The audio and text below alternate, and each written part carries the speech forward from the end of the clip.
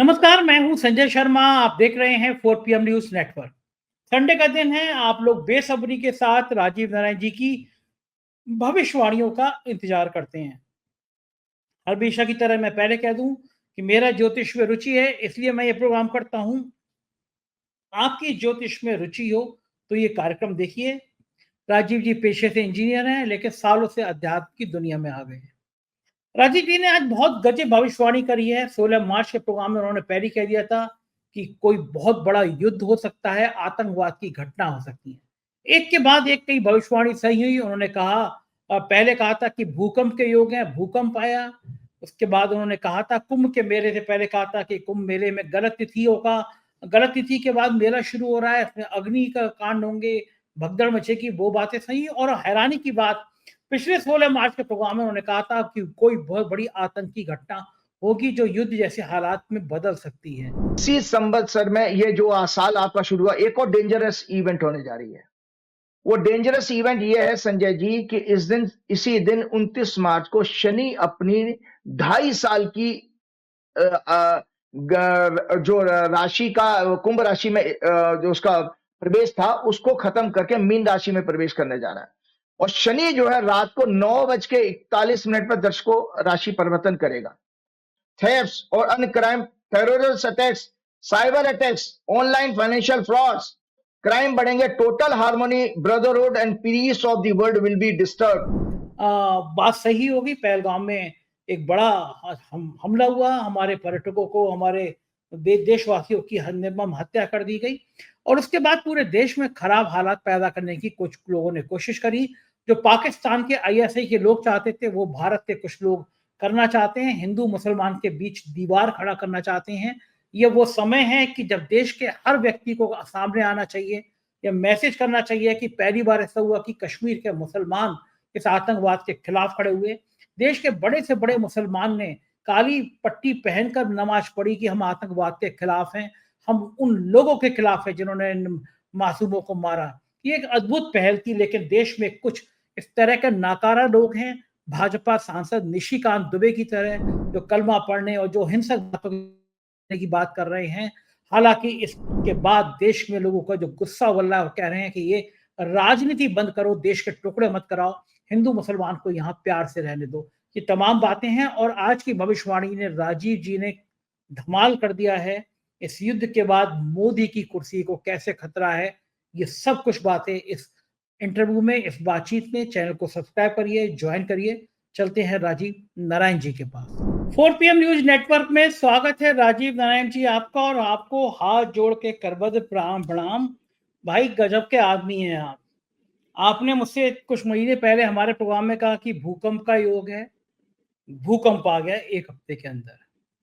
कुंभ की शुरुआत में आपने कहा कि कुंभ का मेला गलत समय पे शुरू हो रहा है, ग्रह नक्षत्र ठीक नहीं है, इसमें अनिष्ट का योग है, अग्नि का योग है, भगदड़ का योग है। दोनों काम हो गए। कई बार आग लगी, कई बार भगदड़ मची। लेकिन राजीव जी, आपने 16 मार्च को हमारे कार्यक्रम में कहा था कि बहुत बड़ी आतंकी घटनाएं हो सकती हैं। आपने कहा था, मेरे दर्शक जाके देख सकते हैं मेरे कार्यक्रम में, 16 मार्च के प्रोग्राम में जाएंगे तो राजीव जी की भविष्यवाणी पता चल जाएगी। आपने कहा था कि बड़े पैमाने पे आतंकी घटनाएं हो सकती हैं, अनिष्ट होगा। और आपने ग्रहणों का हवाला दिया था कि ये जो ग्रहण आते हैं, मैं भूल गया, वो मंगल और शनि जो आप बताते हैं, कि इनके योग से बहुत अनिष्ट होगा, आतंकी घटनाएं होंगी और भूचाल आएंगे। वाकई में बड़ा भूचाल आ गया। पहली बार पर्यटकों की इतनी बड़ी संख्या में हत्या हो गई कश्मीर में। और मुझे नहीं पता कि आपका कौन सा एंटीना काम कर रहा था, आपके तार कहाँ से जुड़ जाते हैं जो आप ऐसी भविष्यवाणी करते हैं। मैं तो चाहूंगा कभी जिंदगी में आप ऐसी भविष्यवाणी ना करें, क्योंकि वो सब घट जाता है। मुझे जरा समझाइए, ये आपको कैसे पता था कि आतंकी घटनाएं हो सकती हैं? आपको कैसे पता था कि बड़े आतंकी घटनाएं युद्ध की तरफ जा सकती हैं? खेल क्या है? मेरा तो दिल आपसे बात करते समय अब डरने लगा है कि आप पता नहीं कौन सा नया चीज बोल दो। आपको कैसे पता था ये सब होंगे? और अब क्या दिख रहा है आपको? आज आप कंटिन्यू इसी बात पे बोल रहे हो, क्योंकि मैं आज तो मुझे आपसे बोलते हुए बड़ा अजीब सा लग रहा है कि आप पता नहीं क्या क्या बोल देते हो। जी राजीव। जी ऐसा है, देखो संजय जी, हमेशा आपके प्रोग्राम में मैं एक कोट हमेशा बताता हूं जो बृहस्पति संहिता का कोट है, फिर से आज मैं वो कहूंगा, क्योंकि ये मुझे बताना है कि हम सब कुछ भी नहीं है, जो भी कर रहे हैं, जो ऊपर वाली दुनिया है, जो ब्रह्मांड है ग्रहों की, वो हमारे को कैसे जीवन को हमारे प्रभावित करती है। तो वो बृहस्पति संहिता का संदर्भ है, ग्रहों के अधीन ही ये संपूर्ण संसार है, ग्रहों के अधीन ही सभी श्रेष्ठ मनुष्य, राजनेता और अन्य महत्वपूर्ण व्यक्ति होते हैं। काल का ज्ञान भी ग्रहों के अधीन है और हमारे सभी कर्मों के फलों को देने वाले भी ग्रह हैं। तो मैं आपके प्रोग्राम, आपके मार्च के जितने प्रोग्राम मैंने किए थे, कुंभ का तो हमारा जनवरी में था, वो आपने उसका संदर्भ बता ही दिया कि वो जो आपकी मौनी अमावस्या को साफ साफ कहा था कि मौनी अमावस्या के दिन कोई अशुभ घटना घट सकती है, और वो घट गई थी। उसके बाद भूकंप। तो मार्च के महीने में संजय जी, मैं आज दर्शकों को अपने एक साइंस के विज्ञान के रूप में मैं हमेशा ज्योतिष को प्रेजेंट करता हूं, तो इसलिए 3 कुंडली फिर से मैं दिखाऊंगा। डिटेल में बात नहीं करूंगा क्योंकि हम पहले प्रोग्राम कर चुके हैं। सबसे पहले आया था सोलर इक्लिप्स। दर्शकों ये देखो, आपका सोलर इक्लिप्स 29 मार्च को पड़ा था ये, और जब 29 मार्च को सोलर इक्लिप्स पड़ा तो कर्क लगन की कुंडली बनती है, और इसके बाद आपका संवत्सर, उसी दिन संवत्सर शुरू हो रहा था। ये संवत्सर भी सिंह लगन की कुंडली, जिसको आप हिंदू वर्ष भी कहते हो, नया वर्ष हुआ। तीसरी कुंडली में आप दर्शकों आपको दिखाता हूं, ये बीजेपी का वर्षफल है। तो बीजेपी का वर्षफल भी जो है 7 अप्रैल को शुरू होता है, मतलब उनका वैसे बीजेपी की फॉर्मेशन हुई थी 6 अप्रैल 1980 को, लेकिन इनके सूर्य की डिग्री, इनके जन्म के सूर्य की डिग्री के बराबर 7 अप्रैल को आ रही थी इस वर्ष। तो बीजेपी का वर्षफल, तो हमने बीजेपी के वर्षफल में भी देखा था। तो मैं शुरुआत में आपको बताता हूं, आपके प्रोग्राम में मैंने कहा था, दर्शकों आप मेरी बात को याद रखें, मैंने कहा था कि मैंने खुद भी, मैं आश्चर्यचकित हूं कि अपने पिछले 20 साल के ज्योतिष के पीरियड में ऐसे खराब योग, 9 ग्रहों के योग, मतलब किसी राशि की एक्सिस में 9 ग्रह आ रहे हों, ये हमने जो है पहली बार देखा था। तो उसी समय हमने कहा कि ये बहुत ही अशुभ काल रहेगा पूरी दुनिया के लिए, और क्या नाम है, भारतवर्ष के लिए भी। तो आपने देखा वो सब ग्रह योग कहां से बना, क्योंकि 29 मार्च की डेट सोलर इक्लिप्स की है, 29 मार्च की संवत्सर की भी है। उसके बाद आपने 10 दिन बाद आपने देखा था, हम विदेशी बात पर बाद में आएंगे, कि ट्रंप ने भी 10 अप्रैल से जो टैरिफ अनाउंस किए थे, उसके बाद कैसे शेयर बाजार गिरे, भूचाल आया, उन्हें आर्थिक भूचाल लेके आ गया। उसके बाद वो एक भूकंप आया था म्यांमार में, वो आपने देख लिया। अब आती है आतंकवादी घटना को। तो संजय जी आपको मैं बताता हूं, ये हमारी मंडेन एस्ट्रोलॉजी की बहुत बड़ी, ये एक तरह से गीता है, बाइबल है, कुरान है हमारी ज्योतिष की, मेदिनी ज्योतिष की, और ये है हमारी इंडियन राइटर की लिखी हुई मंडेन एस्ट्रोलॉजी। इसमें संजय जी पूरा वार का और आतंकवादी घटनाओं का चैप्टर है। मतलब आप सोचिए कि ज्योतिष में कोई आतंकवादी घटना और वार के ऊपर भी कोई चैप्टर बना सकता है। तो उसमें हम लोगों ने पूरी डेटा लेकर के कि पिछले जितने युद्ध हुए भारत के, या विश्व में कहीं कोई घटना घटी, या भारत में आतंकवादी घटना घटी, उनको लेकर के हमने एक प्लैनेट्स की स्टडी की कि क्या ग्रहों के योग बनते हैं। तो ग्रहों के योग, दर्शकों में पहली बात आपको बता देता हूं कि जब जब कुंडली में, गोचर में, ब्रह्मांड में शनि और राहु, मंगल और राहु, ये ग्रह या शनि मंगल जब जब ये इकट्ठे होते हैं, या आपस में दृष्टि से या पोजीशन से किसी तरह से भी अगर इनका योग बनता है, तो संजय जी कोई वायलेंस और बहुत बड़ी हिंसा की घटना जरूर घटेगी। तो मैंने आपको बताया था कि भाई 9 ग्रह पड़े हैं इसी एक्सिस में, और ये जो है पूरी क्या नाम है, कन्या और मीन राशि की एक्सिस थी ये, मतलब वर्गो और कन्या। और जो ग्रहण पड़ा था वो 4 नंबर राशि में पड़ा था, जो मैंने अभी आपको कुंडली दिखाई। तो भारतवर्ष की कुंडली दिखा देता हूं मैं आपको, आतंकवादी घटना पे आ रहा हूं मैं।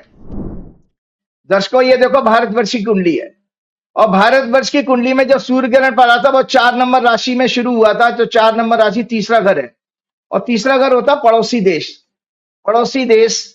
तो और तीसरे घर के सामने ही हमारा 9वां घर होता, 9वां घर होता धर्म का, रिलीजन का, जुडिशरी का, न्याय का, नैतिकता का, सारा तीसरा घर।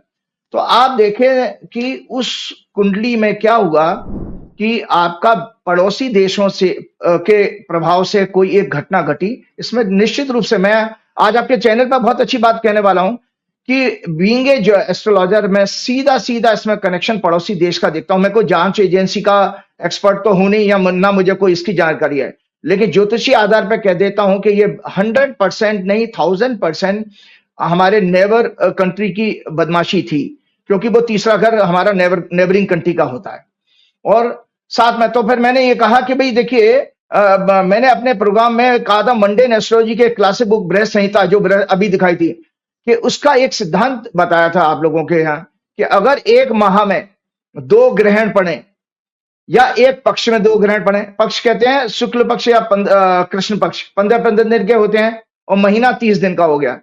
तो संजय जी 9 मार्च 2025 को 9 मार्च 2025 को चंद्र ग्रहण पड़ा था, तो और उसी के एक महीने के अंदर ही 29 मार्च को आपका सूर्य ग्रहण पड़ जाता है। तो वो सिद्धांत लागू हो रहा है कि भाई 9 मार्च और 29 मार्च के बीच में 2 ग्रहण पड़ गए मार्च के महीने में, तो उसका सिद्धांत ये लिखा हुआ है कि जब ये 2 ग्रहण एक ही पक्ष में पड़ते हैं तो राजा और प्रजा दोनों के लिए कष्टकारी होते हैं। तो प्रजा को आपने ये कष्ट देखा कि इतनी बड़ी घटना घट गई कि 1990 लगभग 88-89 के बाद भारतवर्ष में, जहां तक मैंने कहीं पढ़ा था, 1988-89 से भारत में आतंकवाद शुरू होता है, पड़ोसी देश से पाकिस्तान के द्वारा स्पॉन्सर्ड। लेकिन 1990 के बाद सबसे बड़ी दुर्घटना हमारे देश में हुई है ये, और खासतौर से इसलिए क्योंकि आपके बहुत सारे आप लोगों ने प्रोग्राम किए हैं कि जिसमें निर्दोष निहत्थे टूरिस्ट को अटैक किया गया है, और टूरिस्ट को अटैक किया गया है। और आपको बताऊं, थर्ड हाउस आपका टूरिज्म का भी होता है, तीसरा घर जो होता है थर्ड हाउस से टूरिज्म यात्रा देखी जाती है। तो वह आपका, और जम्मू कश्मीर की लाइफलाइन क्या है, JNK की टूरिज्म है। आपने एक तरह से उनकी इकोनॉमी भी उनके रोजी रोटी पर बहुत बड़ा अटैक हो गया उनका, कैसे आगे वो लोग मैनेज करेंगे यह विषय अलग है। तो हमने ये देखा कि भाई ये घटना घट गई।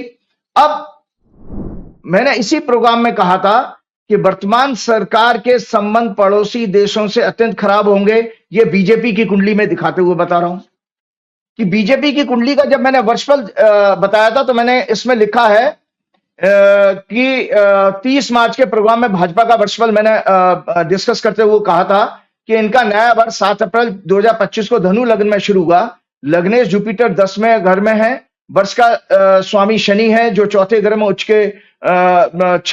के और छठवें घर के स्वामी शुक्र के साथ, 7वां और 10वें घर के नीच के बुध के साथ, राहु केतु और second Lord third Lord Shani से एफ्लिक्टेड है। 4th हाउस देश की जनता और प्रजा का होता है, डोमेस्टिक हैप्पीनेस का होता है। इनकी मुंथा भी चौथे घर में गई थी और पाप ग्रहों से पीड़ी थी। अतः ये वर्ष अधर्मी, ये इस वर्ष मैंने साफ लिखा था ये प्रेडिक्शन में, ये प्रेडिक्शन है इनकी। पिछले प्रोग्राम में मैंने जो कही थी, जो आपकी एनुअल हॉरोस्कोप इनकी जब डिस्कस की थी, ये आप लोगों के पास है। तो मैंने इसमें ये कहा था कि इनके कार्यकाल में इस वर्ष अनेक अशुभ समाचारों का योग है। तो हमारे पास 3-4 कुंडलियां एक साथ इकट्ठी हो गई थी जो भयंकर एक किसी दुखद घटना का संकेत दे रही थी।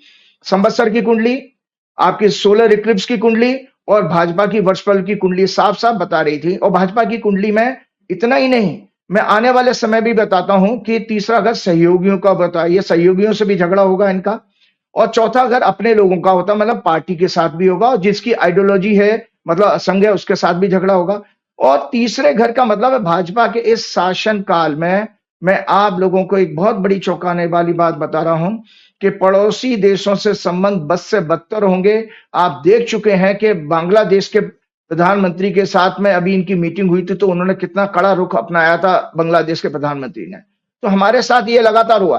तो और ये सब चीजें क्यों हो रही हैं? क्योंकि देखिए, मैंने साथ में ये भी कहा था, इनकी सभी जन विरोधी पॉलिसीज एक्शन इन्हें बैकफायर होंगे, लीगली चैलेंज होंगे, जनता किसान मजदूर आंदोलन करेंगे, ये देश में गृह युद्ध सांप्रदायिक दंगे कराने की साजिश रचेंगे। और गोदी मीडिया, इनका IT सेल फॉल्स प्रोपेगेंडा के जरिए फेक नैरेटिव बनाकर देश को, दुनिया को गुमराह करेगा। इनके पाप में शामिल मीडिया हाउस के ओनर, एंकर्स, कॉर्पोरेट पर्सन, संत महात्मा, धार्मिक संगठन, फिल्म, मीडिया पर्सनैलिटीज के करप्शन, सेक्स स्कैंडल अवश्य एक्सपोज होंगे। दरअसल क्या हुआ, देखिए, जो आपने जो अभी तक पाप कमाया, हमारी ये बहुत बड़ा आर्य समाज का एक ग्रंथ है, ये भी बहुत अच्छे ज्ञान की इसमें बातें हैं। इसमें बार बार ये कहा गया है कि आप असत्य जो होता है, जो फॉल्स प्रोपेगेंडा जिसको कहते हैं, फेक नैरेटिव अंग्रेजी में कहते हैं, ये इसको महापाप माना गया है। और अभी भी ये सरकार इसी महापाप को कर रही है। आप लोगों ने बहुत सारे प्रोग्राम किए हैं, दर्शकों की जानकारी के लिए मैं फिर बताता हूं कि इन्होंने इस घटना में भी बजाय एक अच्छे ह्यूमन बीइंग की तरह से गलती को मानना ना मानकर और सीधा जो है उसको छिपाने का, उसकी नैरेटिव को बदलने का काम किया, उसको धार्मिक उन्माद बढ़ाने का कार्य हमारी सरकार ने किया है। तो ये आने वाले समय में और ऐसी स्थिति क्यों बिगड़ने वाली है, मैं एक छोटी सी घटना भारत की कुंडली की फिर से चर्चा करने जा रहा हूं। और भारत जैसे देश ने, आपको पता है ये 1947 का 15 अगस्त 1947 की कुंडली है। संजय जी, तीसरे घर में बहुत सारे ग्रह हैं, दर्शक जब जूम करके देखेंगे। और मैंने एक बहुत अच्छी एक रिसर्च तैयार की। भारत ने 4 युद्ध देखे हैं अभी तक, ये डेट लिखी है और दशा लिखी है उसमें। तो भारत में पहला युद्ध जो देखा था, तीसरा घर होता हमारे पड़ोसी देश से, तो भारत का प्रारब्ध ही ये लिखा गया कि भारत के पड़ोसी देश से संबंध कभी अच्छे नहीं रहेंगे। और भारत के लगातार कुछ कुछ वर्षों पर जैसे जैसे ग्रहों की दशा आएंगी, वॉर जरूर होते रहेंगे। और स्थिति अभी आगे की खराब है, आगे भविष्यवाणी तो मैं करूंगा।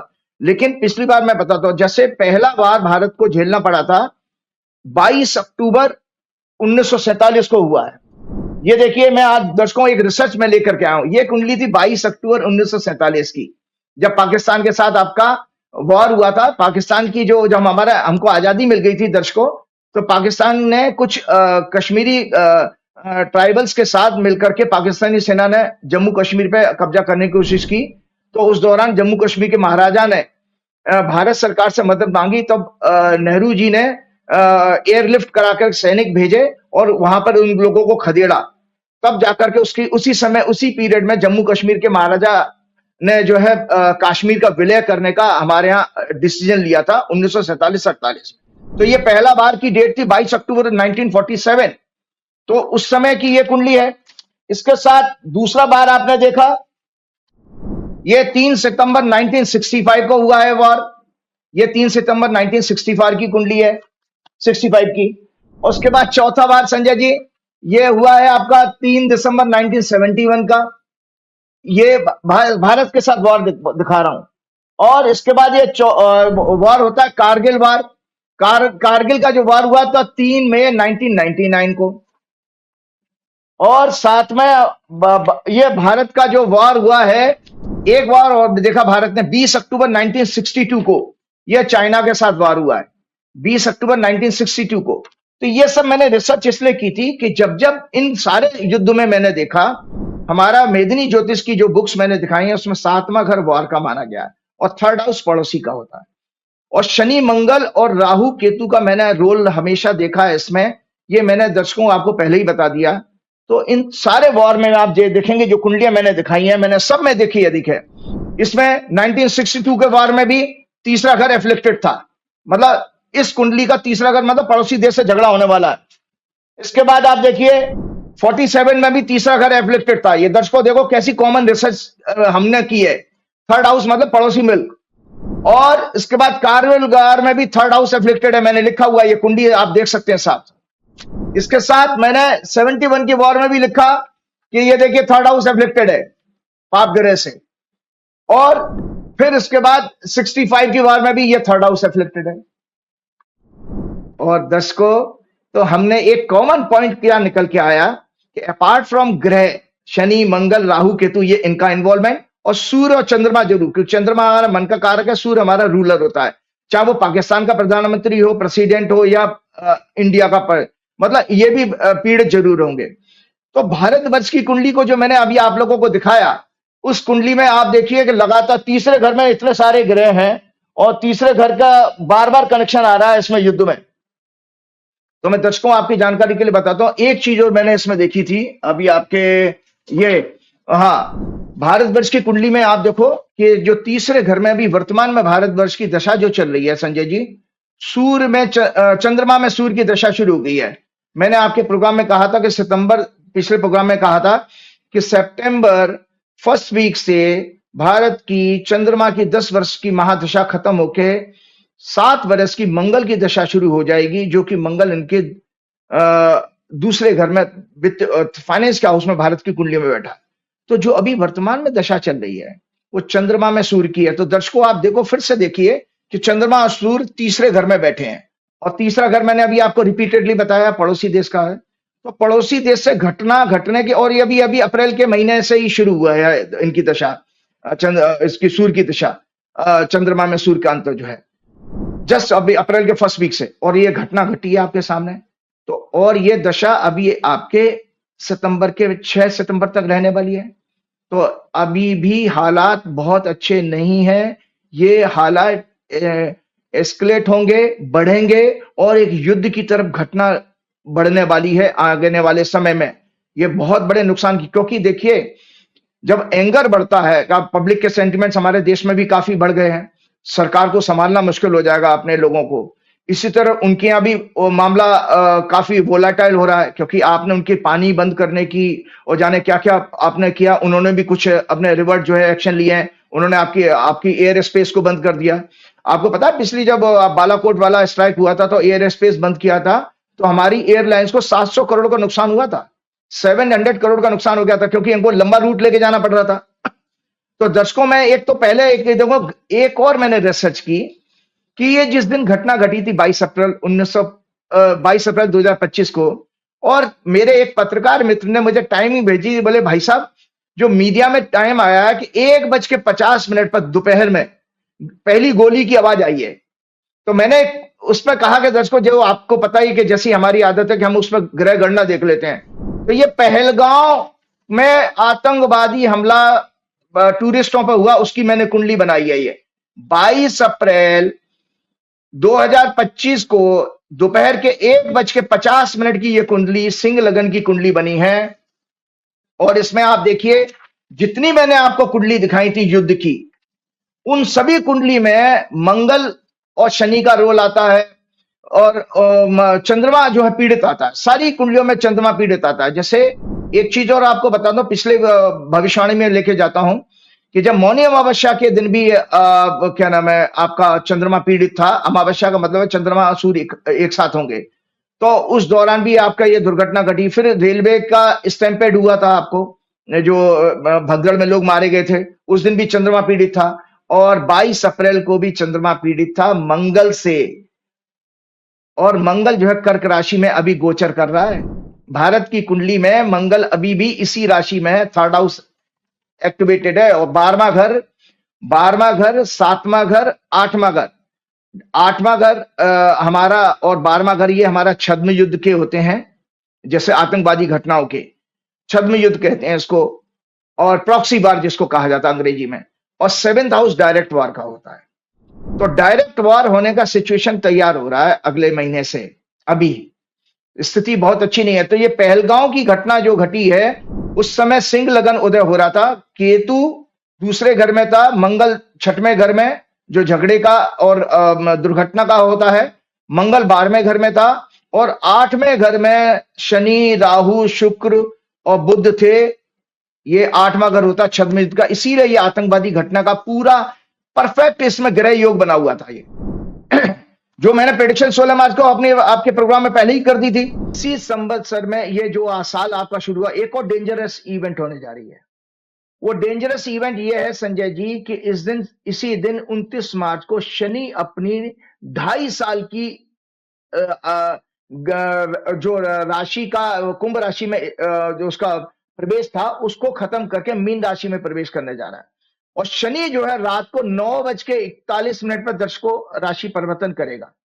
थेफ्ट्स और अन्य crime, terrorist attacks, cyber attacks, online financial frauds, crime बढ़ेंगे। Total harmony, brotherhood and peace of the world will be disturb. लेकिन मैं मेरी और सबसे बड़ी एक और चीज क्या देखी मैंने, आप ये देखिए दर्शकों, इसमें मार्क किया हुआ है, ये नीचे देखिएगा कि उस समय जिस मोमेंट में आतंकवादी आए हैं, गोली चलाई है, उस समय देखिए शुक्र की, शनि की, राहु की, केतु की और लग्न की डिग्री लगभग बराबर थी। ये बराबर डिग्री में, क्लोज डिग्री में आ रहे हैं। ये भी हम लोगों ने एक रिसर्च में ये देखा था कि अगर राहु, केतु, शनि और मंगल की क्लोज डिग्री में हो, कोई दुर्घटना, आतंकवादी घटना जरूर होगी। तो मैंने इसमें लिखा भी, आतंकवादी घटना में राहु, केतु, शनि का अवश्य रोल होता है। शनि भारत की कुंडली में रिलीजन के भाव का स्वामी है। भारत की कुंडली में जो 9वें घर का स्वामी है, 9वीं घर से रिलीजन देखा जाता है। इसीलिए उन आतंकवादियों ने आपके धर्म पूछ करके गोली मारी है। उसको उन्होंने धार्मिक रंग देने का कोशिश क्यों की? वो किसी के कारण से नहीं। हालांकि हमारे देश में जो कुछ हो रहा है वो अच्छा नहीं है। देखिए, आज विषय हम थोड़ा सा अपनी प्रेडिक्शन के साथ साथ अलग विषय पर भी आते हैं। आपको संजय जी पता है कि हमारे देश में क्या हो रहा था? हमारे देश में ये आइडिया दिया किसने? ये आइडिया देने वाले हम हैं। इस चीज के लिए अपराधी हमारा देश के नेता और हमारी देश की जो भी सिस्टम है वो इसका दोषी है कि जब आप उनके नमाज के समय कोई पुलिस वाला उनको पिछवाड़े पे लात मारता है और आप बार बार जो है उनका धर्म पूछकर उनसे जबरदस्ती जय श्री राम कहलवाते हो, तो आप भी तो वही कर रहे थे जो आतंकवादियों ने किया था। भाई, आतंकवादियों ने उस बहुत ज्यादा घिनौना काम किया, लेकिन ये सूत्र, ये फॉर्मूला, ये ट्रिक किसने सिखाई? आपने सिखाई है। इससे पहले आतंकवादियों ने क्यों नहीं आपके धर्म पूछे? अभी क्यों पूछे? तो ये घटना इसलिए दुखद घटी। इसमें हम जैसे साधारण जीवन के लोग, बेचारे टूरिस्ट, न्यूली मैरिड कपल, जो लोग अपने हनीमून मनाने गए थे, वो वैसे निर्दोष लोग मारे गए। ये किसने जहर के बीज बो रहा है? ये दुखद बात है। नेताओं को और देश के लोगों को, बुद्धिजीवियों को सोचना चाहिए। मैंने अभी कल अखबार में पढ़ा कि जंतर मंतर पे धार्मिक जो है धर्मगुरु उसमें विरोध में पहुंच गए विश्व हिंदू परिषद की लीडरशिप में। और इस समय जो पहलगाम की घटना घटी उसके खिलाफ मतलब अपनी आवाज उठाने के लिए। अरे भाई, इन धर्मगुरुओं से ये पूछो कि पहली बात तो धर्म के 10 लक्षण में अहिंसा एक लक्षण है, और आप हेट स्पीच और अहिंसा को आप अपने देश में तो आवाज उठाते नहीं हो। तो आपको क्या लॉजिक है? क्या आपको वहां पर जाने का आपने साहस किया उस चीज को विरोध करो? देखिए, यहां की पहलगाम की घटना हो या आपके देश में किसी छोटे इलाके में घटना हो, देखिए हिंसा तो हिंसा ही है। ये सब नहीं होना चाहिए। ये प्रतिक्रिया के रूप में वापस आ रहा है। देखिए, और हम सब काल के आगे अधीन है। हमने पहले ही कहा, काल इन सब चीजों का दंड डिसाइड करता है, और काल ने इस दुर्घटना के रूप में लाया। और सबसे बड़ी बात कि जो इसमें किया गया हमारी सरकार के द्वारा, वो बेहद निंदनीय है। सबसे बड़ी बात हम लोगों को संजय जी ये सोचने, तीसरा घर मीडिया का भी होता है। तीसरा घर आपके कैंपेन का, मीडिया का, कम्युनिकेशन का होता है। इतना नेगेटिव रोल है हमारा मीडिया का। वो उस धार्मिक चीज को बार बार दिखा के और भावनाओं को भड़काने का काम कर रहे हैं। क्या कर लोगे आप वहां पर मीडिया के दफ्तर में बैठ के उठा करके अपनी 10 तरह की उल जलूल बातें करके आप क्या सिद्ध करना चाह रहे हो? क्या सिचुएशन को कंट्रोल कर सकते हो आप?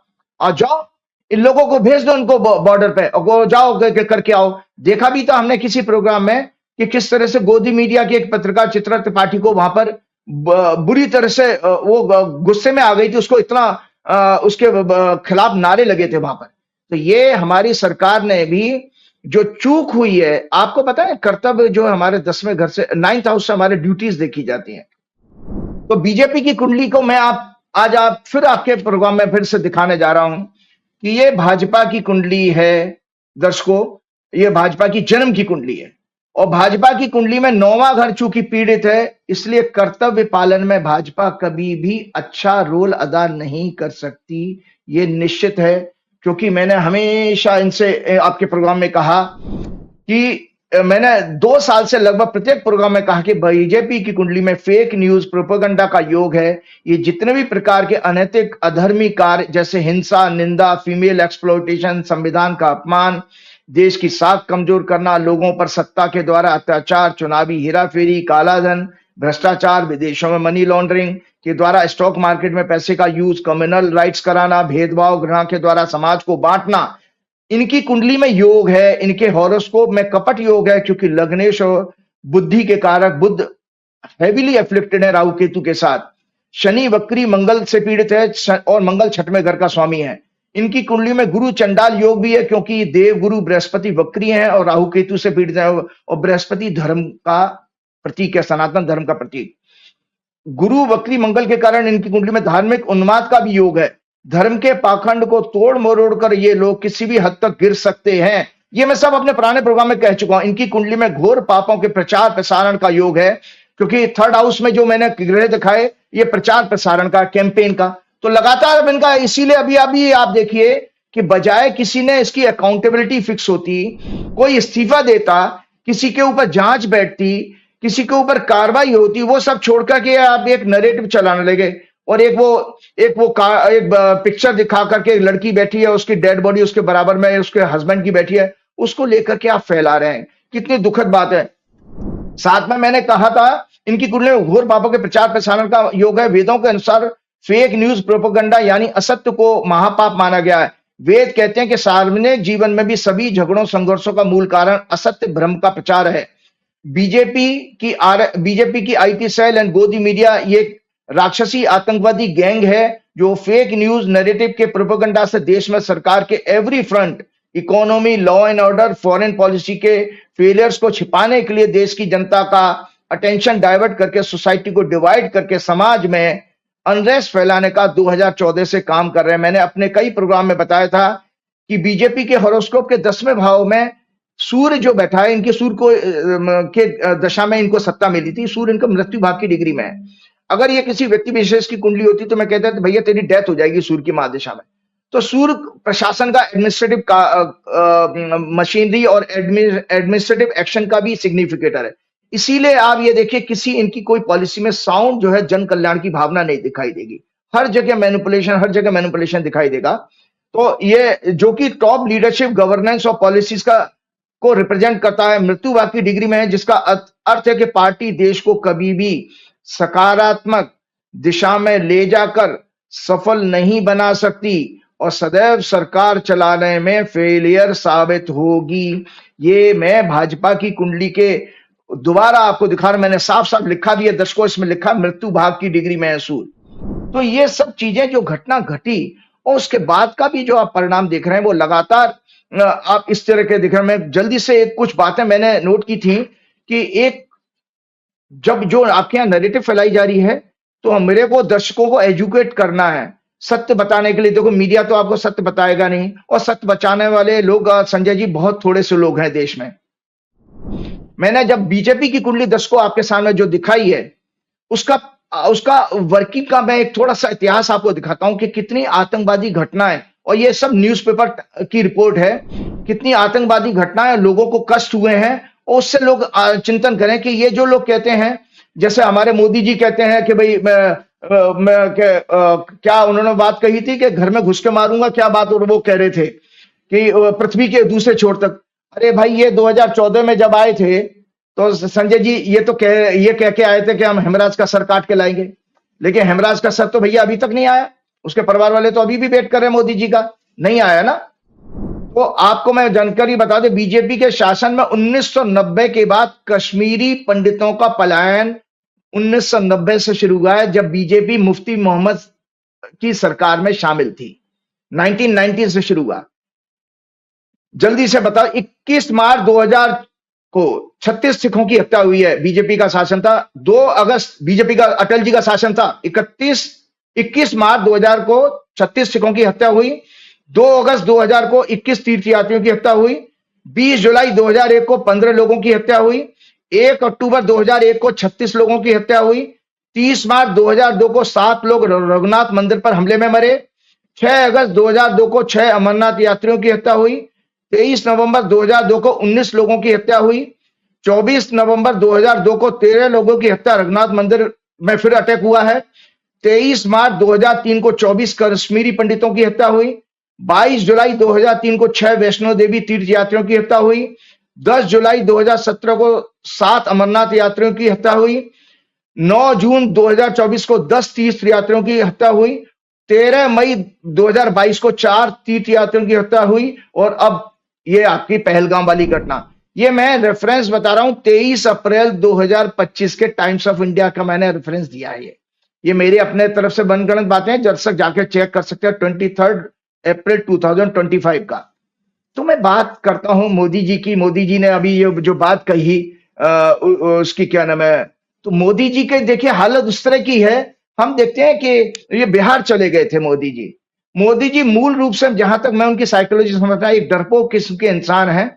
ये मुख्यमंत्री रहते हुए दर्शकों, इनके मुख्यमंत्री आवास के पास से हाईवे जाता है, वहां पर एक ट्रक का टायर फटने से उसको बम की आवाज समझ करके ये घर छोड़ के भाग गए थे पुलिस गाड़ी में बैठ करके। तो मोदी जी एक सामान्य व्यक्ति जो हमारे समाज में हम देखते हैं कि जो कमजोर होता है तो वो क्या कैसे बिहेव करता है, वो पीछे हटता जाएगा और जोर जोर से चिल्लाने लगेगा, वो पीछे हटता जाएगा, जोर जोर से चिल्लाने लगेगा, गालियां बकने लगेगा। तो लगभग मोदी जी ने उसी तरह का व्यवहार दिखाया इस घटना के बाद भी।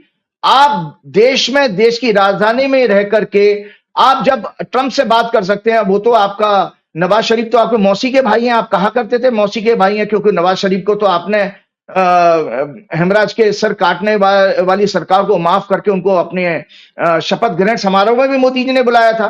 उसके बाद वो एक विदेश यात्रा के दौरान हवाई जहाज से बीच में उन्होंने एक जर्नी ब्रेक कर लिया था पाकिस्तान में, उनकी अम्मी से मिलने चले गए थे। फिर और आप देखिए उसी नवाज शरीफ का भाई इस समय पाकिस्तान का प्रधानमंत्री है, आप डायरेक्ट फोन करके अपनी प्रतिक्रिया देते उनको। आप उस चीज को बिहार में जाकर के रैली करके और वहां पर एक नैरेटिव बनाने की कोशिश करो कि आप बहुत शेर हैं, बहुत महान हैं, तो वो ये वाला तो हो गई ना कि हजारों किलोमीटर दूर जाकर के आप चीख करके कह रहे हो कि जी मैं उससे बदला ले लूंगा। बदला लेना था तो अभी तक तो कुछ उसमें आपके प्रत्यक्ष रूप से आपके पास कुछ आया नहीं है।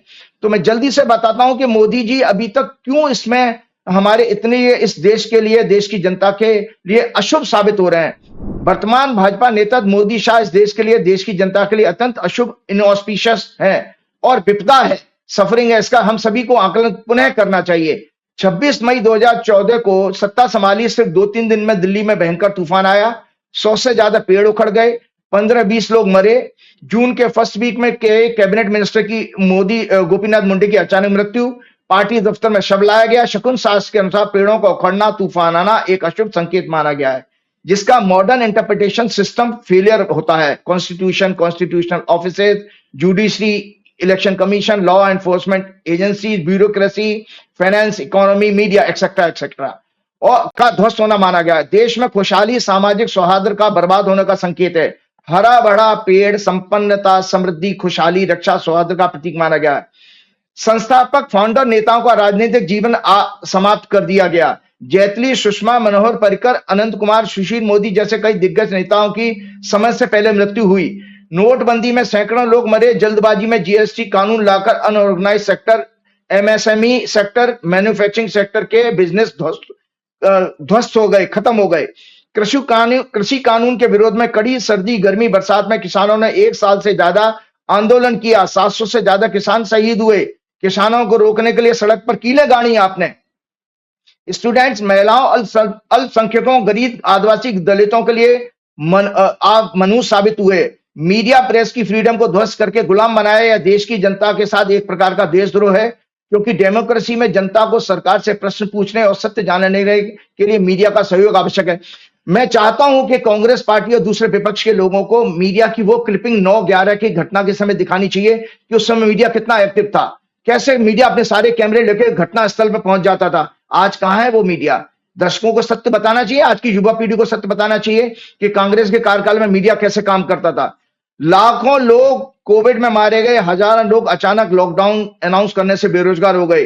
देश में धार्मिक उन्माद फैलाकर, हेट स्पीच के द्वारा, फॉल्स प्रोपेगेंडा के द्वारा, फेक नैरेटिव बनाकर देश के विपक्ष, बुद्धिजीवियों, निष्पक्ष पत्रकारों को कमजोर और खत्म करने की साजिश आपके कार्यकाल में हुई। सहयोगी दलों के लिए अत्यंत अशुभ। जिसने भी पिछली बार में इनका साथ दिया, उसका सर्वनाश हो गया, उसका राजनीतिक जीवन खत्म हो गया। जैसे शिवसेना, अकाली दल, चौटाला परिवार, जगन रेड्डी, नवीन पटनायक और कुछ हद तक नीतीश कुमार। इकोनॉमी के फर्जी आंकड़े के साथ फेक नैरेटिव बनाकर अनडायरेक्शनल एंड फॉल्टी विदेश नीति के कारण सभी पड़ोसी देशों के साथ आपके संबंध खराब हो चुके हैं। जो हम देख रहे हैं कि आने वाले टाइम में जो आपको मंगल की दशा का मैं बताने वाला था कि मंगल की जो दशा शुरू होने जा रही है, यह है मंगल की दशा। दर्शकों, ये मंगल की दशा 6 सितंबर से शुरू होगी और उस समय जब कन्या लगन शुरू होता है और दशा खुद देख लें, शनि और मंगल आमने सामने है। ये मंगल की दशा 7 वर्ष की, इसमें चीन से भी इनका झगड़ा होने का योग बन रहा है। पड़ोसी देखिए, आज अगर स्थिति वार की तरफ जारी है, जो घटना मैंने आपको बताई है, क्योंकि मंगल अभी 6 जून 2025 तक मंगल कर्क राशि में रहेगा और जब तक मंगल कर्क राशि में रहेगा तब तक पड़ोसी देश से युद्ध के हालात बने रहेंगे। ये आगे के लिए भविष्यवाणी बता रहा हूं मैं, क्योंकि पाकिस्तान की कुंडली भी आपको ये दिखा देता हूं। देखो पाकिस्तान, ये पाकिस्तान फॉर्म हुआ था, ये पाकिस्तान की हॉरोस्कोप है संजय जी। पाकिस्तान की कुंडली मेष लगन की कुंडली है, दूसरे घर में राहु, तीसरे घर में उनके चंद्रमा और मंगल हैं, बुध, शनि, शुक्र, सूर्य चौथे घर में और बृहस्पति सातवें घर में, आठवें भाव में केतु हैं। देखिए इनका चंद्रमा की कुंडली से देखिए फेल्ड इकोनॉमी बताता है ये हॉरोस्कोप, लेकिन इनकी कुंडली में 10वें घर में शनि और मंगल का दोनों का प्रभाव है, इसीलिए इनके यहाँ वायलेंट डेथ हुई है रूलर्स की, मिलिट्री कू हुआ है, अनस्टेबल टेन्योर रहा है, यहाँ पर छठवें घर का स्वामी बुध भी बैठा हुआ है। मतलब आपने देखा ना कि इनके यहाँ हिंसा से कई बार सत्ता परिवर्तन हुआ, बार बार मिलिट्री कब्जा क्यों कर लेती, क्योंकि शनि और मंगल की दृष्टि यहां पर वापस जा रही है। अब इस कुंडली में जो पाकिस्तान की कुंडली में मैंने आपको बताया, शनि इनका 10वें घर का स्वामी 12वें भाव में आ गया है, राहु के साथ पीड़ित है, ये छद्म युद्ध के लिए अभी बिल्कुल तैयार हैं, ये युद्ध की स्थिति बन रही है और इनके यहाँ मिलिट्री इसमें शामिल होने वाली है। इस युद्ध में ये मिलिट्री का रोल इसमें पूरा पूरा इंडिकेट हो रहा है। और आपको पता है, देखिए पुलवामा की भी जो घटना घटी, आज तक उसकी आप लोगों के कई प्रोग्राम मैंने देखे, उसकी कोई जांच नहीं हुई आज तक, कोई इसमें किसी को सस्पेंड नहीं किया गया, ना होम मिनिस्ट्री की आदमी हुआ, ना डिफेंस मिनिस्ट्री का हुआ। जो 400 केजी से ज्यादा आरडीएक्स कैसे आया, और गुजरात नंबर की गाड़ी, जैसे हमने एक प्रोग्राम में शंकर सिंह बघेला जी को सुना था, उन्होंने कहा था गुजरात की नंबर प्लेट की गाड़ी थी। तो ये सब चीजें आप अपने कर्तव्य पालन में क्यों फेल हो रहे हैं, क्योंकि बीजेपी की मूल रूप से कुंडली में जो 9th हाउस होता है वो हमारा मॉरल एथिक और नैतिकता का, ड्यूटीज का होता है। 10वां घर कर्म होता है। कर्म तो हमारे अच्छे बुरे हो सकते हैं, लेकिन कर्तव्य पालन सबके अंदर नहीं होता। तो बीजेपी का कर्तव्य पालन हमेशा हमेशा कमजोर रहेगा, ऐसा मैं इसकी कुंडली से देख रहा हूं। और अगली कुंडली में मैं जरूर बताने वाला हूं कि इसमें चाइना की कुंडली बताते हुए, जो मैंने पिछले प्रोग्राम में शेयर की थी, आपको दर्शकों एक जल्दी से एक और ये वीडियो जरूर दिखाइएगा जो मैंने आपके पिछले प्रोग्राम की इसमें कही थी कि ये जो आतंकवादी घटना घटेगी, उसमें बाकायदा मैंने राइटअप भी शो किया है। इसी संवत्सर में ये जो साल आपका शुरू हुआ, एक और डेंजरस इवेंट होने जा रही है। वो डेंजरस इवेंट ये है संजय जी कि इसी दिन 29 मार्च को शनि अपनी 2.5 साल की जो राशि का कुंभ राशि में जो उसका प्रवेश था, उसको खत्म करके मीन राशि में प्रवेश करने जा रहा है। और शनि जो है रात को 9:41 पर दर्शकों राशि परिवर्तन करेगा। थेफ्ट्स और अन्य crime, terrorist attacks, cyber attacks, online financial frauds, crime बढ़ेंगे, total harmony, brotherhood and peace of the world will be disturb. पिछले वाले संडे के प्रोग्राम में ही कहा था कि इस टैरिफ वार में चाइना अल्टीमेटली विनर होगा और वो अमेरिका पे भारी पड़ेगा। और एग्जैक्टली वही हुआ कि डोनाल्ड ट्रंप ने अपने टैरिफ को, चाइना के टैरिफ को कम किया। जो 145% था, अब वो 50 to 70% के बीच में टैरिफ लेकर के आ रहे हैं। चाइना से इनके नेगोशिएशन शुरू हो गए, मतलब चाइना नहीं झुका। तो इस क्षेत्र का असली किंग जो बनेगा चाइना। और जब भी भारत के साथ वार होगा, चूंकि भारत की 3rd हाउस की दशा शुरू हो रही है और जो मंगल की दशा शुरू होगी सितंबर से, वो चंद्रमा से 12वें घर में है। तो युद्ध की हालत वहां से 12वें घर में मंगल की चौथी दृष्टि होती है और उसकी चौथी दृष्टि तीसरे घर पर पड़ेगी। तो इस युद्ध में हमेशा याद रखिएगा दर्शकों, भारत के साथ नुकसान यह है कि हमारी लीडरशिप को सोच समझ करके, बिना आवेश में आए, गंभीरता के साथ, एक अच्छे बुद्धिजीवी निर्णय के साथ में और पूरी दुनिया को बताकर के कोई स्टेप उठाना चाहिए। क्योंकि ग्रह योग इतना खतरनाक है कि अगर वार होगा तो उस वार में चाइना और बांग्लादेश पाकिस्तान का साथ देंगे, इंडिया का साथ नहीं देंगे। क्योंकि उन दोनों की कुंडली में अपने अपने पड़ोसी देशों के मुल्क के साथ में उनका खराब संबंध होने का योग चल रहा है। चाइना की कुंडली में शनि आ चुका है तीसरे घर में, तो वो अभी राहु के साथ है। तो बाहर, इसीलिए आप देखिए दर्शकों को आपकी मेमोरी फ्रेश करने के लिए बता रहा हूं कि चाइना ने इस घटना को क्रिटिसाइज नहीं किया, बाकी बहुत सारे देशों ने किया है, लेकिन चाइना ने नहीं किया। तो चाइना के मंसूबों को आप समझिए, और चाइना से हमारी लड़ने की सामर्थ्य नहीं है, ये सब हम सभी जानते हैं। और दूसरी बात, एक बहुत चौंकाने वाली बात, आपने संजय जी एक चीज नोटिस की होगी, अभी 1-2 दिन पहले मीडिया में आया था कि पाकिस्तान के रक्षा मंत्री ने यह कहा कि हम 30 बरस से अमेरिका के कहने से ये प्रॉक्सी वार कर रहे हैं। तो मतलब इसलिए हमने, जब ये इस कुंडली में भी हमारे आर्टिकल लिखा हुआ है कि इसमें एक पॉइंट आया था, जब हम वार के ऊपर मैं स्टडी कर रहा था, जब मैंने जितनी कुंडलियां इकट्ठी करी है ना, तो वहां से वे सारा टाइमिंग लेकर के फोटो मतलब प्रिंट आउट निकाला, तब आपको साथ शेयर कर रहा हूं। इसी पुस्तक में इन सारे युद्धों की घटना दी हुई है, गृह युग का एनालाइज किया गया है। तो उसमें लिखा है कि हर दशक में, हर डिकेड में अमेरिका 4 से 5 युद्धों में इन्वॉल्व रहता है। ये अमेरिकन फिलॉसफी है। वो दुनिया में कभी शांति नहीं चाहते किसी भी क्षेत्र में। वो हर जगह टांग फंसा करके डिस्टर्ब करना चाहते हैं, सो दैट उनकी आर्म इंडस्ट्री पनपती रहे। आप देखिए, अभी भी डोनाल्ड ट्रंप ने क्या बयान दिया है, जब भारत और पाकिस्तान के इस घटना पर बिगड़ते संबंधों की उनसे किसी ने प्रश्न पूछा, तो देखो उसको उसकी नॉलेज कितनी कच्ची है। वो कहता है 1000 साल से ये लड़ रहा है। 1000 साल कहां से लड़ रहा है? भारत पाकिस्तान बने हुए तो 75 साल हुए। 1000 साल से कहां से लड़ रहे हैं? तो वो उसने बात कही और उसने साफ अपने कंधे उचका के कहा कि नहीं, वो अपने आपस में डील कर लेंगे। लेकिन सवाल यह है कि भारत की स्थिति इस समय ऐसी टाइट है कि बांग्लादेश और चाइना भी भारत का सपोर्ट करने नहीं जाएंगे, और रशिया चूंकि पहले से ही 3 साल से एक युद्ध में इन्वॉल्व है, उसको आप न्यूट्रल में मान के चलिएगा। देखिए, तो स्थिति हम ये बहुत अच्छी ग्रहों की नहीं देख रहे हैं, क्योंकि जब तक और मंगल का जो अगला गोचर भी है संजय जी, वो जब मंगल सिंह राशि में आएगा, by that time Rahu Ketu अपनी राशि बदल के सिंह और कुंभ की एक्सिस में आ जाएंगे।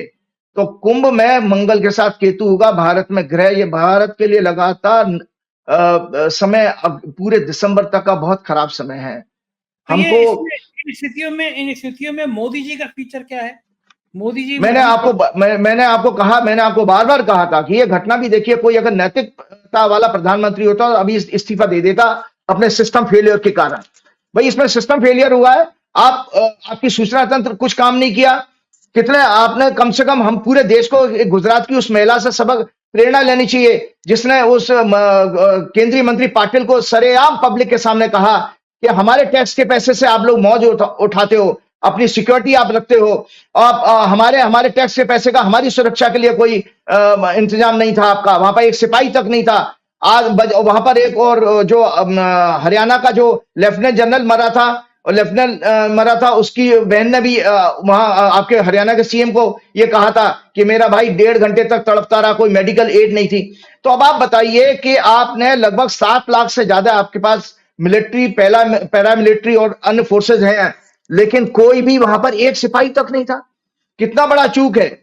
और आप भ्रामक प्रचार करते हैं कि भाई इसमें उमर अब्दुल्ला का रोल है। उस बेचारे की सरकार तो हैंडीकैप सरकार है। देखिए, वो तो एक केंद्र शासित प्रदेश है जिसमें एलजी के पास सारी पावर होती है। बिल्कुल एक मेयर की तरह से वो काम कर रहा है। वो पुलिस का ट्रांसफर नहीं कर सकता, पुलिस उसके कंट्रोल में नहीं है। तो उसका और गोदी मीडिया भी उसका प्रचार कर रहा है। तो आप देश को बराबर निरंतर अभी भी असत्य से भ्रम फैलाने का काम कर रहे हो। तो हमारे देश में अगर सच्चा कोई देशभक्त है तो उसमें उस गुजरात की महिला का समर्थन करके हमारे को इनसे प्रश्न पूछने चाहिए। इन सभी लोगों को देखिए आप संजय जी, आने वाला समय कितना खराब हो गया। आप कश्मीर गए थे, मैं भी कश्मीर 1 हफ्ते रहा हूं, 2 बरस पहले गया था, और मैं इंटीरियर में गया हूं, और मेरा जो टैक्सी का ड्राइवर था वो मुस्लिम था। इंटीरियर में हम गांव में गए हैं। हम चरवारे शरीफ कौन सी एक मस्जिद है, उसमें भी जाकर के मैंने ध्यान साधना करी है। और इतना बढ़िया माहौल, इतने वो लोग कोऑपरेट वाले थे और बड़ा प्यार मोहब्बत वाले थे। लेकिन उनके सडन उनकी इकोनॉमी पर है, तो आपने एक तरह से अगर आप उनके प्रति नफरत पैदा करोगे, उनके प्रति गलत भ्रामक प्रचार करोगे, तो एक तरह से तो आप उनको फिर कश्मीर को पाकिस्तान को ही सौंप रहे हो। तो आप आईएसआई के राजीव जी, कश्मीर के जितने पहलगाम में, श्रीनगर में सारे मुसलमानों ने आतंकवाद के खिलाफ पहली बार सड़कों पे आए कि हमें आतंकवाद नहीं चाहिए। देश भर के मुसलमान उलेमाओं ने, विद्वानों ने काली पट्टी बांधी जुमे की नमाज पे की इस आतंकवाद के खिलाफ। लेकिन कुछ लोग क्या कर रहे हैं, कुछ लोग देश में भारत के अलग अलग हिस्सों में मुस्लिमों पे आक्रमण कर रहे हैं। कश्मीरी छात्राएं कहीं पढ़ रहे हैं, उनको परेशान कर रहे हैं, मुस्लिमों को ठेरे उलट दे रहे हैं। ऐसा करने से तो जो पाकिस्तान चाहता है वही आप कर रहे हो हिंदू मुसलमान के बीच। जी बिल्कुल बिल्कुल बिल्कुल बिल्कुल, आप तो ट्रैप हो गए उसमें भाई। आपने वो काम किया जो वो तो पाकिस्तान के लोग तो बड़े खुश हो रहे होंगे, देखो कितने बेवकूफ है इंडियन। हम जो चाहते थे वो आराम से हो रहा है वहां पर।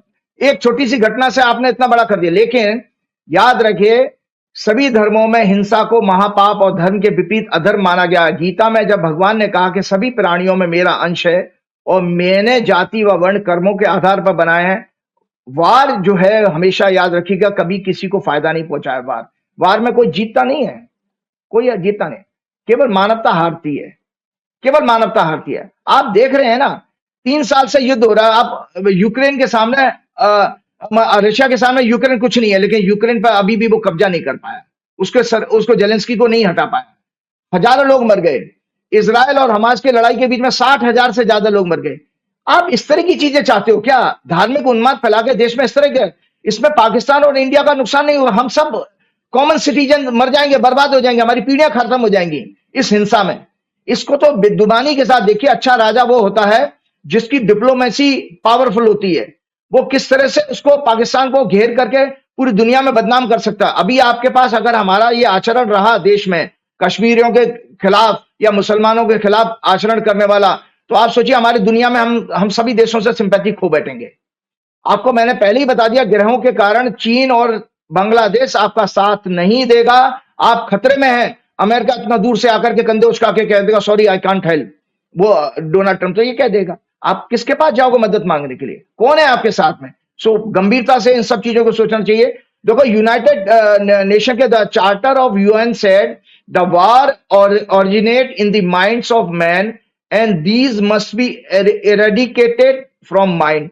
जो वार है वो दिमाग में उपजता है और दिमाग से इसको खत्म करना चाहिए, माइंड से एरेडिकेट करना चाहिए। In spite of all these noble efforts wars were there are there and will be there. ऐसा प्रतीत होता है कि प्रकृति यानी काल स्वयं भी एक न्यू ऑर्डर को इस्टेब्लिश करने के लिए ये रचना रचता है। आज जो कुछ हो रहा है, अगर वार होगा तो हम हमारी भविष्यवाणी को आप याद कर लीजिए। मैं पिछले 2-3 एपिसोड से आपके लगातार कह रहा हूं कि मोदी जी की सत्ता परिवर्तन आ रही है, भाजपा को नुकसान होने वाला है। कि कोई भी अगर ऐसी घटना घटी जिसमें आपने अनइंटेलिजेंट मूव लिया जिससे देश की जनता को और देश को नुकसान पहुंचा, वैसे ही देश के हालत अच्छे नहीं है इकोनॉमी के, तो आपके लिए बहुत खराब समय है। ग्रह योग और मैंने भाजपा की कुंडली जो वर्षफल बता दी वो भी संकेत देती है आपकी सत्ता परिवर्तन का। तो अच्छा चलते चलते चलिए मैं थोड़ा सा विषय चेंज करना चाहता हूं। एक हमारे जो है 30 अप्रैल को अक्षय तृतीया आ रही है। अक्षय तृतीया के दिन अक्षय तृतीया का जैसा शब्द है तो मैं थोड़ी सी जानकारी दर्शकों को बता दूं कि जब मैं अखबारों में ऐड देखता हूं वो ज्वेलर्स के और बड़े बड़े शोरूम्स के वो सामान बेचने में लगे पड़े हैं और कहते हैं उसको ले जाइए अक्षय रहेगा। तो मैं आज दर्शकों को थोड़ी सी जानकारी फ्रेश करता हूं। अक्षय तृतीया के दिन भगवान श्री परशुराम का जन्म हुआ था। भगवान परशुराम और क्या क्या हुआ था? अक्षय तृतीया के दिन ही सतयुग और त्रेता युग प्रारंभ हुआ, गंगा अवतरित हुई, भगवान विष्णु के 6वें आवेश अवतार ऋषि जमदग्नि और रेणुका के पुत्र के रूप में भगवान श्री परशुराम का जन्म हुआ। ये अष्ट चिरंजीवी में से एक हैं। 8 चिरंजीवी हैं जिनके नाम मैं अभी बताऊंगा। संस्कृत भाषा के अनुसार अक्षय का अर्थ है कभी ना खत्म होने वाला। और तो अगर आप सोना ले आओगे तो कभी खत्म नहीं होगा, चांदी ले आओगे तो कभी खत्म नहीं होगा, कोई कपड़ा ले आओगे, कोई मकान खरीदो कभी खत्म नहीं होगा, तो वो तो अक्षय नहीं हुआ। तो अक्षय का मतलब संस्कृत में कहा कभी ना खत्म होने वाला। तो कभी ना खत्म होने वाला शास्त्रों में क्या बताया गया है? आत्मज्ञान, सेल्फ नॉलेज अबाउट सेल्फ, दान, परमात्मा का चिंतन ही सदैव अक्षय है। संसार की और माया की कोई भी वस्तु, सोना चांदी रुपया पद प्रतिष्ठा वस्तु कोई भी अक्षय नहीं है। शास्त्रों के अनुसार समग्र ऐश्वर्य, धर्म, धैर्य, क्षमा, सत्य, ज्ञान, मतलब समग्र ऐश्वर्य धर्म क्या है? धैर्य, क्षमा, सत्य, ज्ञान, अहिंसा, चोरी न करना, मन और इंद्रियों पर कंट्रोल, पवित्रता, ये धर्म के प्रतीक माने गए। तो समग्र ऐश्वर्य, धर्म, श्री और यश, ज्ञान और वैराग्य भग कहे गए। संस्कृत में भग कहते हैं, BHE भग। और भग को धारण करने वाला भगवान कहा गया। कि हमारे यहाँ हर एक किसी को भगवान नहीं कह सकते। भगवान के अंदर ये 6 गुण जरूर होना चाहिए। क्या होंगे? फिर से रिपीट कर, समग्र ऐश्वर्य होगा, धर्म का पालन करने वाला होगा और यश होगा, ज्ञान होगा और वैराग होगा। परशुराम जी महर्षि जमदग्नि के रेणुका के 5वें और सबसे छोटे पुत्र हैं। मैं इस्तेमाल कर रहा हूं क्योंकि जीवित है वो। इन्होंने देह त्याग नहीं किया यानी जीवित हैं। भगवान शिव इनके गुरु हैं और उनकी तपस्या से इन्हें परशु प्राप्त हुआ। परशु कहते हैं फरसे को, तो जो सुदर्शन चक्र की भांति अत्यंत विनाशकारी है। बचपन में इनका भी नाम राम था।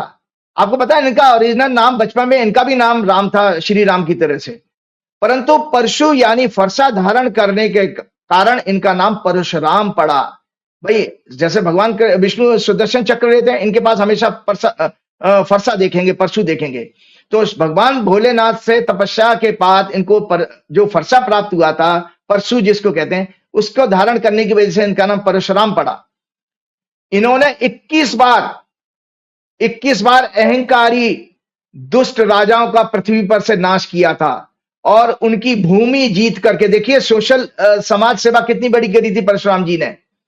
21 बार घमंडी राजाओं को सर्वनाश किया था, पृथ्वी से उनका नाश किया था, वंश के वंश उड़ा दिए। और उसके बाद उनकी जो जमीन उन्होंने कब्जा की, उनको मिली, वो गरीबों में और जरूरतमंदों में दान कर दी। उसके बाद भगवान ने कहा कि ये मेरे से हिंसा तो हुई है, हिंसा तो भगवान कभी जस्टिफाई नहीं कर सकते। तो आज तक एज ऑन टुडे भगवान परशुराम महेंद्र पर्वत पर तपस्या में लीन है, अपने पाप को भोग रहे हैं। मतलब वो तपस्या के द्वारा अपने पापों को, अपने बुरे कर्म को भोगा जा सकता है, ऐसा हमारे शास्त्र कहते हैं। इस दिन 30 अप्रैल को जो आने वाले दिन पर मैं दर्शकों से कहूंगा, अष्ट चिरंजीवी मंत्र का जाप करें। और ये जन्मदिन के दिन भी हमारे हिंदू धर्म में इसका जाप किया जाता है। अष्ट चिरंजीवी मंत्र क्या है? अश्वत्थामा बलिर्व्यासो हनुमानश्च विभीषण कृपः परशुरामश्च सप्तैते चिरजीवनः सप्तैतान संस्करे नित्यम मार्कंडेत असमम जीवेद वर्ष शतम साग्रमपि मृत्यु विवर्जिता है। तो कौन कौन अष्ट चिरंजीवी है? अश्वत्थामा है, बलि है, व्यास है, हनुमान जी हैं, विभीषण है, कृपाचार्य है, परशुराम है और 8वें मार्कंडे ऋषि हैं। सो आने वाली अक्षय तृतीया को और भगवान श्री परशुराम के जन्मोत्सव की आप सभी को मंगलमय शुभकामनाओं के साथ मैं आपसे इजाजत लेता हूं। और एक सवाल बता दीजिए मुझे, ये अहिंसा जो है वो धर्म का एक बड़ा प्रतीक, आपने कहा कि शास्त्रों में कहा है, ये सारे भगवान हथियार क्यों लिए रहते हैं हर समय? कोई धनुष लिए हुआ है, कोई त्रिशूल लिए हुआ है, कोई गदा लिए हुआ है। भगवान शांति से भी तो रह सकते हैं, ये हथियारों का हिंसक प्रदर्शन क्यों करते हैं हिंदू धर्म के भगवान? ठीक है, देखो ये चित्रण हम लोगों ने किया, उन्होंने नहीं किया। ये चित्रण हमने किया है कि एक सामान्य आदमी को पहचानो को कैसे। तो हमारे पुराणों में कहा गया कि किसी भी भगवान की पहचान उसके जो उसने शस्त्र धारण किया उससे होगी। जैसे भगवान राम को हमेशा धनुष में देखेंगे, कृष्ण को विष्णु जी की तरह सुदर्शन चक्र में देखेंगे, हनुमान जी को गदा के साथ देखेंगे। लेकिन ऐसा नहीं है कि भगवान ने सदैव उसको लेकर के घूमते रहते हो, ये गलत है। ये केवल हम जैसे कॉमन मैन को समझाने के लिए चित्रण है, वरना फैक्ट नहीं है। भगवान हमेशा दयालु है, करुणामय है और दूसरों के दुख को में दुखी होकर के भगवान स्वयं भावुक हो जाते हैं। सो भगवान कभी भी हिंसक नहीं हो सकते, ना है। ये चित्रण हमारा चित्रण, तो मैंने आपको कहा ना, आप ही के प्रोग्राम में कहा था कि योगी आदित्यनाथ ने राम को जो है धनुष ताने पीछे अपने कुर्सी के पीछे रख रखा है, ये गलत है। और सबसे बड़ी बात, एक संजय जी, एक चलते एक और प्रार्थना करूंगा भाई। बात अभी समस्या ये आ रही है कि आपने कश्मीरी बच्चों को, कश्मीरी लोगों के साथ में जो दुखद घटना, उनका क्या दोष है बेचारों का? वो तो आपके साथ, देश के साथ खड़े। ऐसी जबरदस्त यूनिटी मैंने बहुत वर्षों के बाद देखी है। सन 90 के बाद मैंने इतनी कश्मीरियों का जो अटैचमेंट अपने देश के साथ मैंने कभी नहीं देखा इतना। और ये बहुत अच्छा संकेत है कि वो हमारे सब भाई बहन हैं। और अगर देश के लोगों को चाहिए, और अगर देश की जनता अपने इन्हीं नेताओं से आग्रह करे कि नरेंद्र मोदी, योगी आदित्यनाथ, निशिकांत दुबे, रविशंकर प्रसाद, संबित पात्रा और जो नाना प्रकार गोदी मीडिया, उनके एंकर अभिनव, वो कौन सा, वो अर्नब गोस्वामी जैसे, चित्रा त्रिपाठी, और ये जो आपकी अंजना ओम कश्यप, फलाना ठिकाने, ये सब के सब निहत्ते राहुल गांधी की तरह वहां पर पदयात्रा करें और वहां के होटलों में रहें, जिससे कि हमारे देश के कॉमन मैन को यह संदेश जाएगा कि कश्मीर सुरक्षित है, हमारी जान सुरक्षित है। जब तक ये भरोसा दिलाने वाला काम नहीं करें, तब तक आप इनको ट्रोल करते रहिए, इन नेताओं को। ये आपके साथ छल कपट करके अपनी गलतियों को छिपा रहे हैं और इनको दंडित अवश्य कीजिए। आप अपनी आवाज उठा के, उसी तरह से जैसे उस गुजरात की उस विद्वान ने जो एक मंत्री को सरेआम सड़क पर लताड़ा था, इसी तरह आपको लताड़ना चाहिए।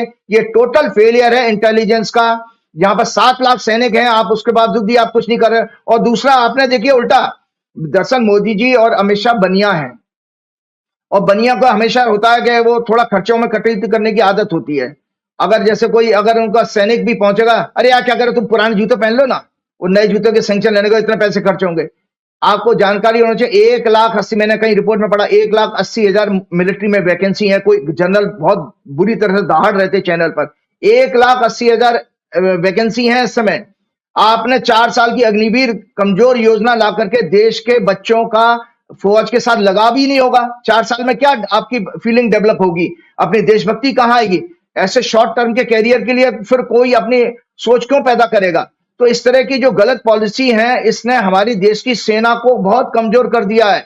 मेरी तो बहुत सारे क्लाइंट भी हैं और बहुत सारे फौजी लोग मेरे से जुड़े हुए हैं, बताते हैं कि सेना का इस समय किस तरह से मनोबल कमजोर हो चुका है, गुप्तचर एजेंसियों का मनोबल कमजोर हो चुका है। ये कहां आपके बुड्ढे ठुड्डे जो है, आपके जो डोबाल फोबाल आपने पाल रखे हैं, जो देश के हमारे टैक्स पेयर के पैसे से मौज उड़ा रहे हैं, हवाई जहाजों में घूमते हैं, इन पर चिंतन देश को जरूर करना चाहिए।